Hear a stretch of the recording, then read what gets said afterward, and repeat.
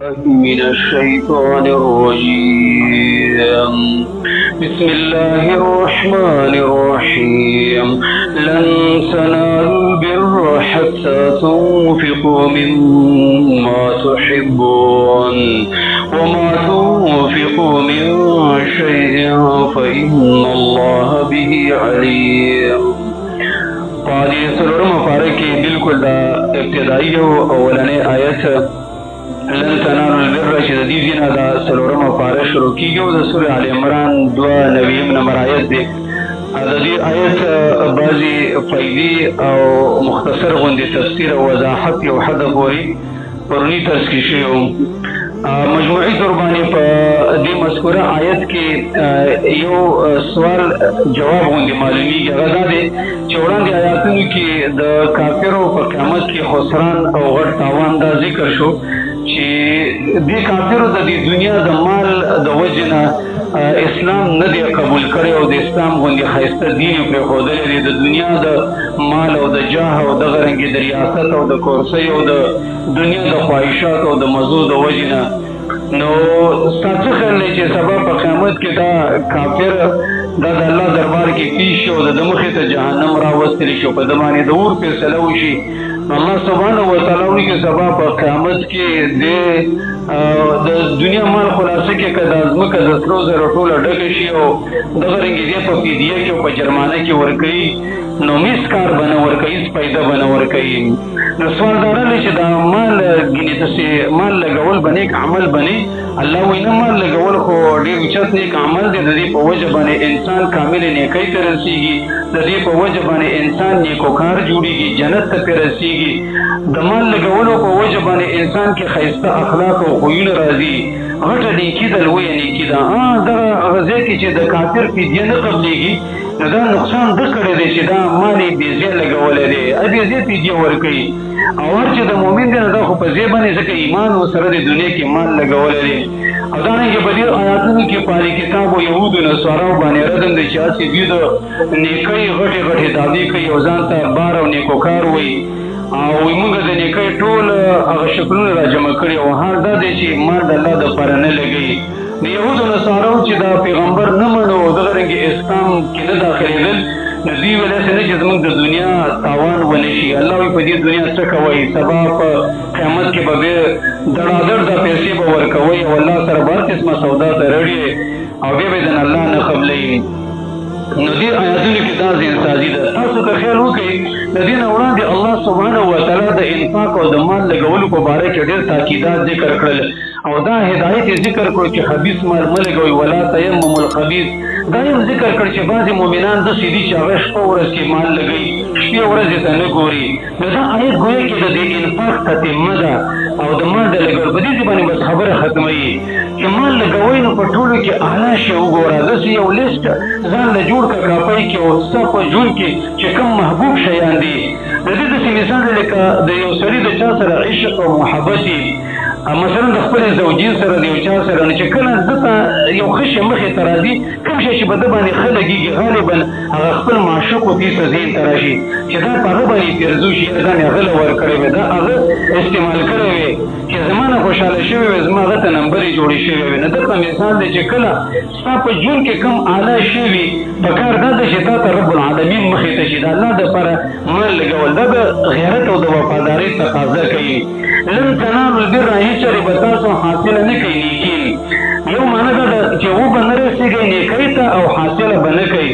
ډېر پراخه نیکۍ ته ویلې کېږي. اصل کې بار چې دی نو په عربۍ کې صحرا ته ویلې کېږي، دښتې ته وایي. یو سړی چې په ځنګل کې روان وي نو په هغې کې قسما قسم ونې بوټي او ګلان دي، دا چامبیل دی او دا پکې د ګلاب ګل دی او دا فلان او غلان. دغه رنګې په دې بر او نیکۍ کې مختلف شکلونه دي. یعنې دلته یوازې مال لګول نه، تا له چې الله کوم صلاحیت درکړی دی، کوم استعداد او طاقت یې درکړی دی، که مال لګول دی، که بدن دی، که جاه دی، که نفس دی، که کرسۍ او ریاست او مشري ده، هر څه د الله دپاره قربانول. دا معنی ده. دې وجې نه دلته دا لفظ د ما وروسته عام راوړی دی، یعنې ما یشمل الروح والجسد والبدن والجاه والمال. بس د الله دپاره هر څه لګول، الله ته ورغورځول. نو بر دغه پراخه نیکۍ ته ویلې کېږي. چا ویلې د بر نه دلته مراد موضع البر مراد هغه جنت دی ځکه د جنت د نیکۍ ځای دی نو الله پابندي لګولی چې ګورئ جنت داخله در باندې بنده ده تاسو ګورئ هر ځای ته چې سړی داخلي کړي نو د هر ځای ته د انټري او د داخلي دپاره خپل کوالیفیکیشن او دغه رنګې استعداد پکاري لکه مثلا یو سړی یو ټاون ته ورداخلېږي نو هغه ګیټ باندې د هغې خپل شرطونه دي دغه رنګې الله رب العالمین جنت ته چې راځئ نو د جنت د داخلي ګورئ خپله انټري د هغه اوس نه په دنیا کې چې کوم دی کیش کوي او دا ټکټ د اوس نه حاصل کوي هغه دا دی چې مال ولګوئ دغه رنګې ډېر ښایسته اخلاقو ته هم ویل کېږي لکه نبي صلی الله علیه وسلم فرمایي چې البر حسن الخلق ډېر چې دی نو دا ښایسته اخلاق دي ډېر تقوا ته هم وایي رښتینوالي ته هم ویل کېږي نن ته دا ده چې هر قسمه طاعت هر قسمه د خیر او د نیکۍ او د ثواب کار دا چې حاصلېږي نو دا په مال لګولو باندې د الله دپاره ورکړه کول لن تنالوا البر هیڅ شری تاسو نشئ حاصلولی کامله نیکي هیڅ شری تاسو جنت ته نشئ رسېدلی هیڅ شری تاسو کې ښایسته اخلاق او کامله تقوا او صحیح ایمان نشي راتلی حسن بصري دلته داسې معلوم کړي چې لن تکونو ابرارا تاسو نیکوکار نشئ جوړېدلی نو مؤمن ته چې داسې خبرې وکړي چې ته مؤمن نشي جوړېدلی ته کامل نیکوکار نشي جوړېدلی تر څو پورې چې دا پلانې عمل ونه کړي حتی تنفقوا مما تحبون تر دې پورې چې خرج کړئ هغه شی چې کوم تاسو ته خوښ وي نو د مما تحبون یو معنا دا مراد ده چې په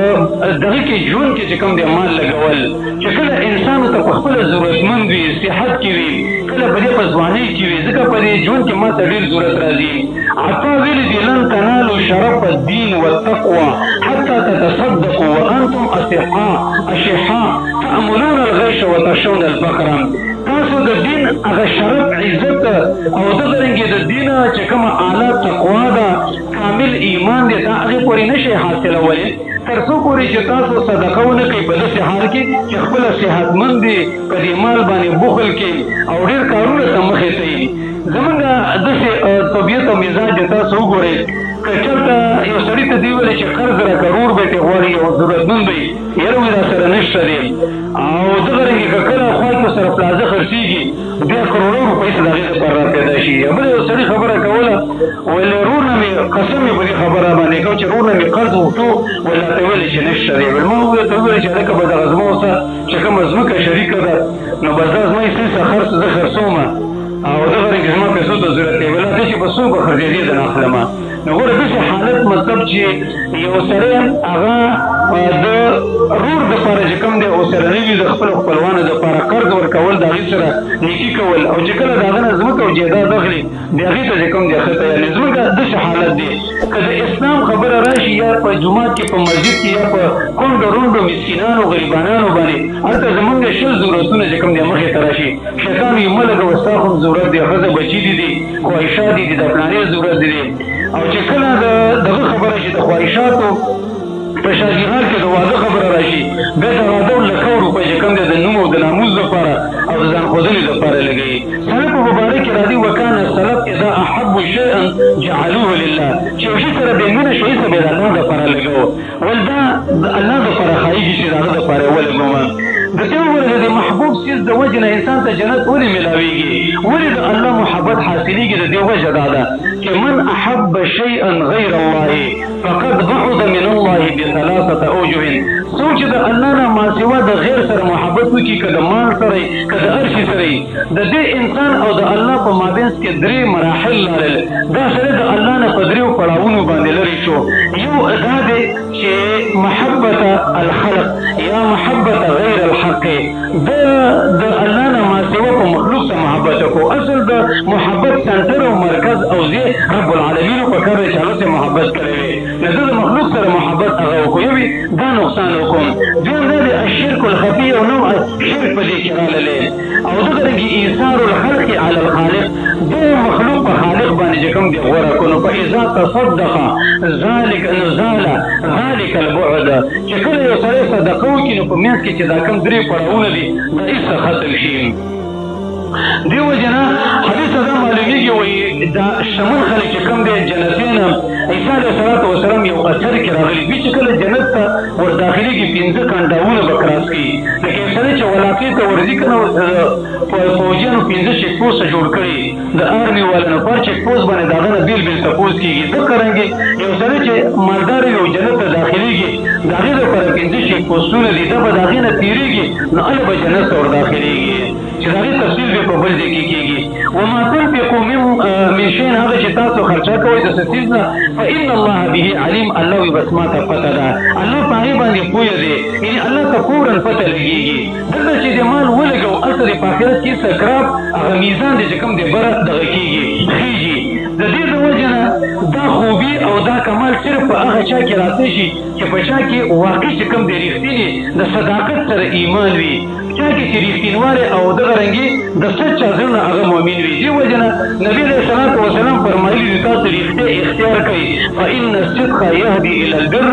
ځکه دا رښتیا چې د انسان نیکۍ ته راښاږي وإن البر یهدي إلى الجنة او نیکي انسان جنت سره ته بوځي د ته اوس وګوره چې یو سړی په دې خبره باندې ایمان او یقین شي او ځکه دا 10 روپۍ ولګوم نو ما ته د دې په عوض کې په آخرت کې چې کوم د کروڑو ملاویږي او په دې دعوه د ایمان کې ډېر رښتینی دی نو قسم په الله دا چې مال لګي د به بزر نه خوږیږي ځکه هلته په آخرت باندې نظر دی څومره چې انسان دننه سنجیده وي او په دعوه د ایمان کې دروغجن نه وي او د ده دا یقین دی چې رب العالمین ما ته د یو په مقابل کې 10 راکوي او د 0 په مقابل کې 100 راکوي دا به خامخا په دې پسې منډه وخي چې په ژوند کې هغه مال ولګوي اشاره د دې خبرې ته چې دا تاسو څومره څه دي مړه د دې نه به څومره مزه والې ځان خپل ژوند چې کوم دی محدود دی انسان د زندګۍ په خپله ګارنټي نشته دی ما ته چې دا 10 جوړه جامې کړي نو ما ته به غالبا دا ټول استعمال نه کړی شو ډېر څیزونه موږ سره ایسته په کور کې همداسې زاړه شي بغیر د استعمال نه ایسته پلی شي نو په دې کې ځان سره بل شریکه دا نسمن او دغه رنګې چې کوم دی دا غریبانان فاسقه لکه د زموږ مالدارانو دې ریړو ول او دغه رنګې دي دغه غریبانان دا زکات ورکړو په دې بازار کې او په خپل چم او ګوند کې څومره انقلاب به راشي زه په دې خبره قسم کوم چې ډېر جرمونه به کم شي او دغه رنګې دا وجل په دې غلاګانې دا موټرسایکلو باندې په موبایلو باندې په پیسو باندې د دې وجه دا ده چې یو چې کوم دی هغې خو خوري او دغه رنګې هغه ښه اغوندي او دغه جامه چې د بل غریب چېرته په زندګۍ کې نه یې اچولي دې روزانه بدلوي را بدلوي او هغه ته ګوري او هغه چې کوم دی چېرته په هفته کې وریجې نه خوړلي دې دومره پخېږي چې د هغه کور مخې ته وغورځي هغه له په دې غوسه وردي نو ایسته چې کوم دی جرایم په معاشره کې سیوا کېږي دا وجه هم دا ده یو تربور هغه مخکې رواني او بل په شاته باندې رواني کورنو کې تاسو وګورئ په دې قومونو کې دا خفګانونه هم د دې وجه نه راځي الله رب العالمین ډېره ښایسته انساني کړې ده لن تنالوا البر هیڅ چرې تاسو به حاصل نه کوئ نیکۍ لرم هیڅ چرې به تاسو جنت ته ورداخل نه شئ حتی تنفقوا مما تحبون تر دې پورې چې تاسو خرچه وکړئ د هغه څه چې تاسو سره محبت کوئ منه مینه ورسره کوئ خوښ څیز ولګوئ وما تنفقوا هغه چې تاسو خرچه کوئ من شیء د څه څیز نه فإن الله به علیم پس یقینا الله تعالی په هغې باندې پوه دی د هغې مناسب جزا او بدله به درکوي الله رب العالمین که رحم غواړي د الله رضا او جنت نو هغه په دې کې دی چې مال ولګوئ محبوب شی ولګوئ الله سبحانه وتعالی دې موږ تاسو په دې باندې عمل کولو توفیق راکړي